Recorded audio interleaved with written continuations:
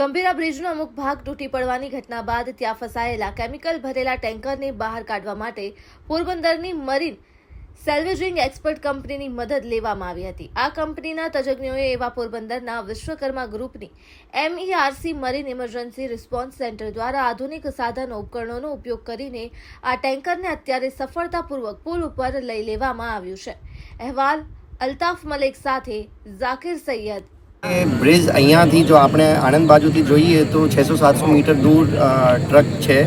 આખો Spain structural integrity આ સ્પેનની પણ કોમ્પ્રોમાઇઝ થયેલી માની શકાય, કેમ કે એક આખો સ્લેબ બ્રિજનો પડેલું છે।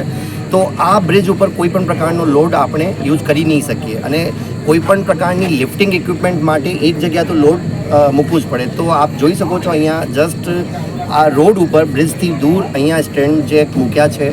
200 ટન જેટલા લોડ અહીંયા રોડ ઉપર મૂકીને બ્રિજ ઉપર એક પણ પ્રકારનો લોડ યુઝ કર્યા સિવાય MERCની ટીમ દ્વારા આ એક પડકારજનક હતું, ચેલેન્જિંગ ટાસ્ક હતું, પણ ખૂબ સુંદર રીતે એક જ અટેમ્પ્ટમાં તાત્કાલિક રીતે રેસ્ક્યુ કરી દેવામાં આવ્યું છે। બ્રિજ અહીંયાથી જો આપણે આણંદ બાજુથી જોઈએ તો 600-700 મીટર દૂર ટ્રક છે। આખો સ્પેન સ્ટ્રક્ચરલ ઇન્ટિગ્રિટી આ સ્પેનની પણ કોમ્પ્રોમાઇઝ થયેલી માની શકાય, કેમ કે એક આખો સ્લેબ બ્રિજનો પડેલું છે।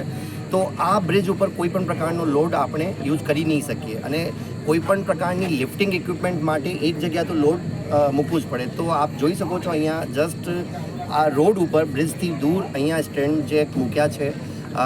200 ટન જેટલા લોડ અહીંયા રોડ ઉપર મૂકીને બ્રિજ ઉપર એક પણ પ્રકારનો લોડ યુઝ કર્યા સિવાય MERCની ટીમ દ્વારા આ એક પડકારજનક હતું, ચેલેન્જિંગ ટાસ્ક હતું, પણ ખૂબ સુંદર રીતે એક જ અટેમ્પ્ટમાં તાત્કાલિક રીતે રેસ્ક્યુ કરી દેવામાં આવ્યું છે।